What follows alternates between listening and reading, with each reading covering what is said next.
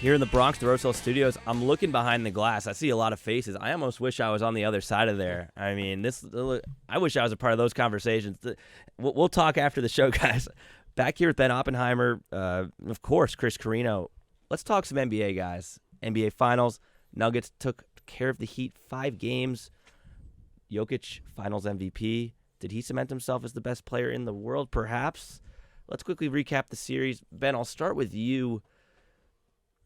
The Nuggets, they're a team that was sort of built the right way, right? Through the draft. They didn't go after superstars the conventional way through free agency. It was a process. Head coach Michael Malone said this. This was the culmination of all that. Are the Nuggets the next big dynasty? I think that's the big question people are asking. Are they here to stay? I think they definitely, you could say they are. I mean, I think the Nuggets, just watching them through these playoffs and especially in the NBA Finals, they are like a well-oiled machine in terms of their offense, in terms of the way they're coached, the way they move the ball around, and they're anchored by Jokic, who is an incredible player, who can stretch the floor, who is part of, I would say, the new generation of NBA centers where they can shoot, they can pass, they can also defend the rim. And so I think if as long as they keep this roster as is, which I don't know why they would make any significant changes, seeing as how it's worked so far, I think the Nuggets are going to be a problem for the NBA for years to come, because I think they're just so well run, and there's no little drama, and it's just, maybe there's some criticism of them or from some, maybe, I don't know, casual NBA fans, they're boring or, they're not as flashy to watch as, let's say LeBron's Miami Heat days or the Warriors. Mm-hmm. But who cares? I mean, they just won their first championship off of, pure fundamentals and just great, excellent coaching in terms of their basketball IQ and just the way they play. And so I think that, yes, they are going to be a potential contender for the next few years, just because they're so fundamentally sound, I think, from top to bottom in terms of their organization. If I can kind of explain this Nugget situation, I would use 3 words: burying the lead. When you think about the nucleus and core, like what won them this championship, It wasn't all together until the 2020 season. Right. That team goes into COVID. They win a playoff series against Utah, against that insane Donovan Mitchell, Jamal Murray, absolute duel out in the first round. Yeah. And they were very promising. And then the year after that, they're hurt. They're not a full team. And then last year, they didn't have Jamal Murray or Michael Porter, and basically get rolled over by the Golden State Warriors. Yeah. This team, full with nucleus, wasn't seen until this year. And a guy like Bruce Brown, who I love to death as a Net fan, this team buried the lead up until this season.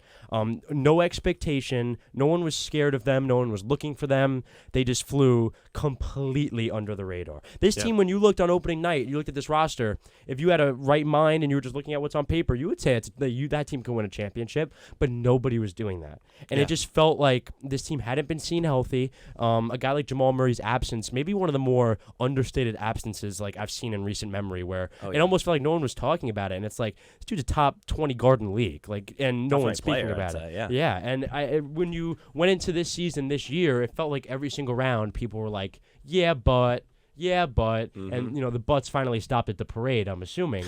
But it did feel like, through it all in all, that they buried the lead and that they came out on top, kind of scared everyone, kind of flew under the radar, and and they did it without a point guard, which is crazy. Yeah. I mean, you talk about their nucleus. To me, I knew the Nuggets were going to win the series, right? The Heat, they were good. They had a great run, but, clearly the Nuggets were a better team. But to me, the moment they kind of changed everything, I think it was Game 3 or Game 4, Jokic picks up his 5th foul, and everyone's saying, okay, you're taking out the MVP, you're taking out this guy. The Heat, they can finally exploit the Nuggets.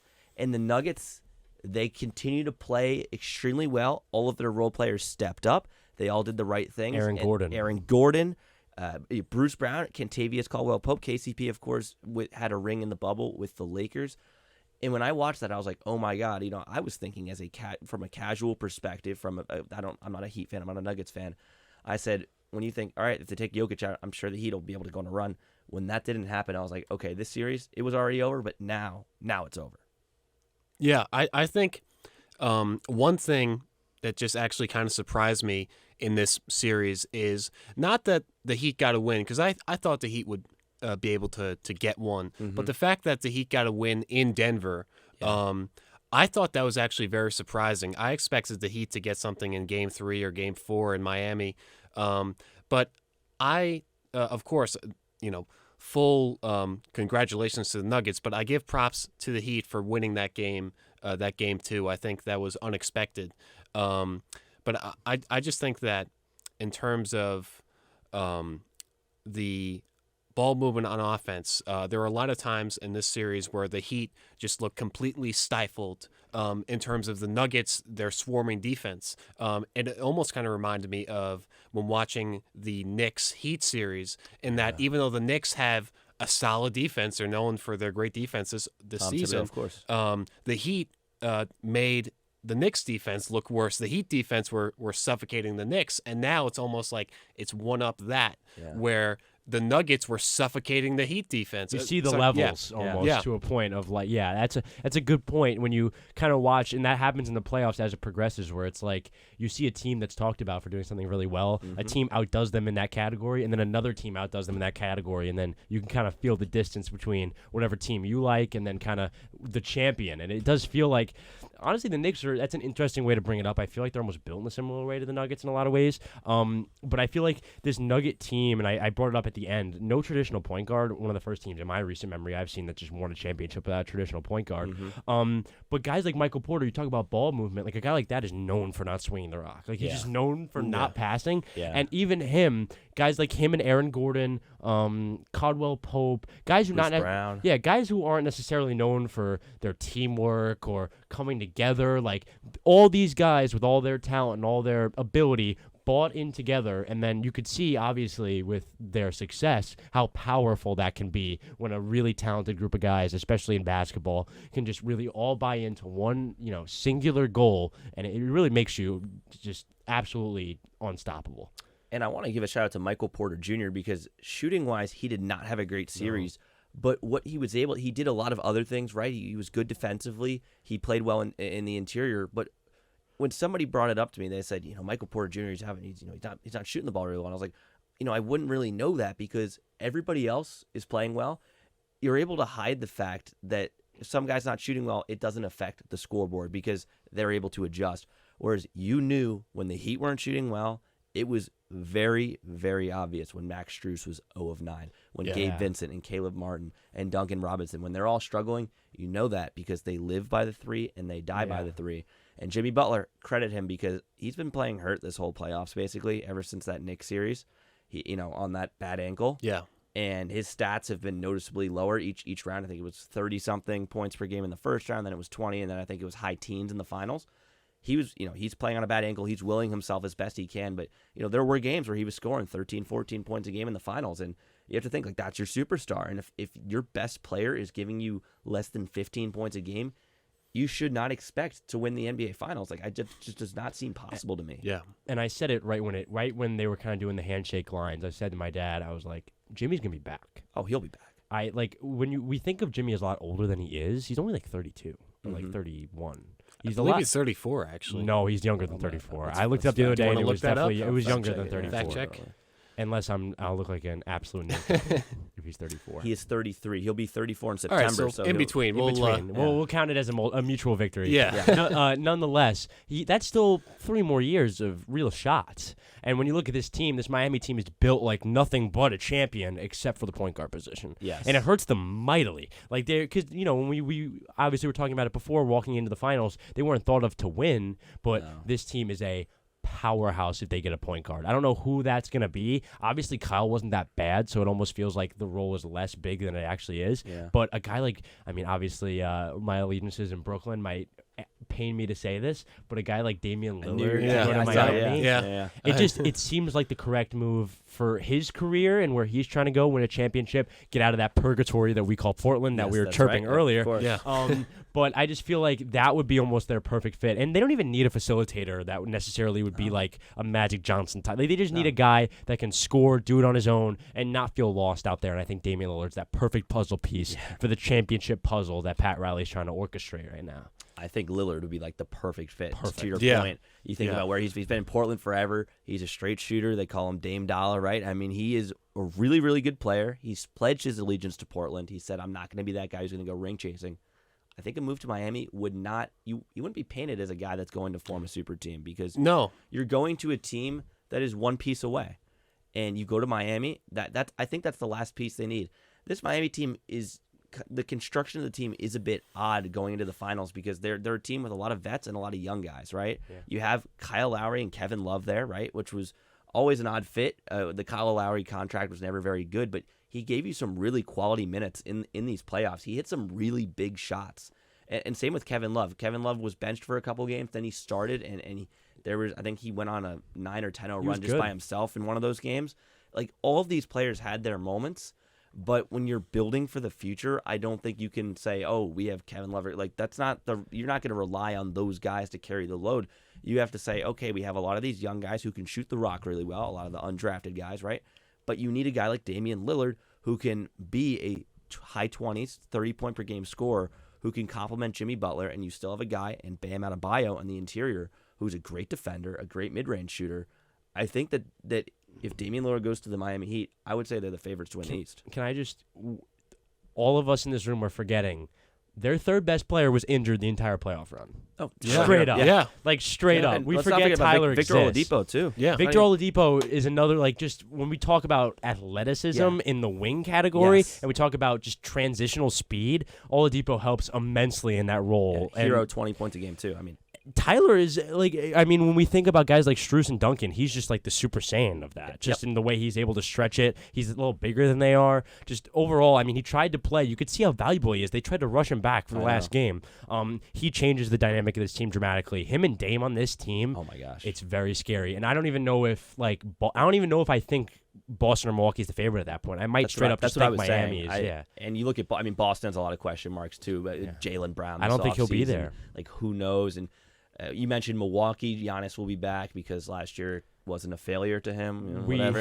We don't know. A guy that very interesting to watch out for this offseason is Chris Middleton, what he's going to do. Because I could definitely see movement there maybe. So, so question marks with Chris Middleton. And I think the only other team you really talk about, the Philadelphia 76ers, with Joel Embiid. James Harden might be leaving. So a lot's up in the air. But Miami, I think if they make a couple moves, if Lillard potentially goes their way, I think the Heat are going to be set up in great position. Absolutely. Yeah.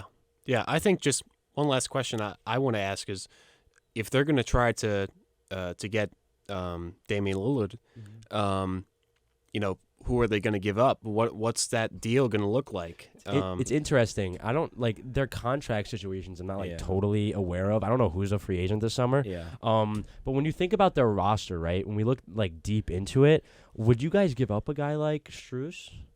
I think Duncan Robinson, maybe. You've gotten almost like these two guys like Duncan and Strus. They were so low valued when you got them. Yeah. You've gotten their value so high on your own. Yeah. You might as well sell while the value's high. I think you sell, and excuse me. To be honest, I think if they go to other teams, like, we might forget they ever played basketball. Like, I just think that Eric Spoelstra had such a great system. Not that I'm calling these guys system players, but he basically played to the strengths of all these guys.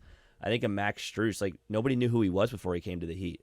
When Max Strus, when they beat the Celtics, when he posted on Instagram, one of the pictures was the news article of the Celtics when they waived him. I think a lot of people, including myself, were like, he was on the Celtics? When was that? Right? Nobody even knew. You got to keep Caleb Martin, though, I think. I think Caleb Martin is the guy. That game against Boston where he just took over. Yeah. I mean, it's incredible. If he just perfects that shot, I mean, they're in good hands. Now, I know this is supposed to be a final segment, so let's shift gears real quick to the Nuggets before we go to break. Just to give the champions some flowers real quick. Yeah. They just had their parade, of course. Nikola Jokic, finals MVP. He was out partying in Las Vegas. I think he's going to go back to Serbia. He has to deal with his horses, so very happy for him. For next season, I'll get both of you guys' input here. What moves, if any, do the Nuggets need to make, or are they just running it back? I think they should just run it back. Yeah. I mean, if it ain't broke, don't fix it, right? And I think the only thing that would impede the Nuggets from another championship run or another championship would be injuries, as we saw to Jamal Murray and in the past. If they can just stay healthy, then, all bets are off in terms of beating them in the West and in the finals. So I think there's nothing stopping the Nuggets from continuing their dominance. There is one. Okay, let's hear it. There is a young Bostonian whose contract is up by the name of Bruce Brown. Now, they don't have enough money to pay Bruce Brown what Bruce Brown should be getting paid. They don't. They're going to have to hope that he takes the discount, hopefully, to get the ring. That's kind of what they have to hope, because this team is dramatically different without Bruce Brown. Like, this is I don't think this is even a championship team. Like, I think this puzzle is so perfect. You take one out, it's all ruined. So I don't know. I feel like it's going to rest on how much Bruce enjoyed the parade, how much he's enjoying his time in Denver, because obviously the success is not an issue. They just won the championship. Yes. So we got to see where that lies, and he can get paid a bag from another team with the success he just came off of. So that's going to be where their success next year, I think, lies, is just in the mindset of Bruce Brown. And that's a question older than time itself. You win a championship. Do you chase the bag? Do you get paid, or do you stay and go for success? Because it's like, I've done it. What else? Yeah. How higher can Right. I get here? Exactly. Maybe I'll go to greener pastures. I don't know. It's interesting. So definitely something to ponder in the offseason. Yeah. This was a lot of fun, guys. We're going to take a quick break. We're going to come back, and we're going to have some NBA headlines. We're going to be joined by Julia Moss and see what's going on off the court in the association. You're listening to One on One.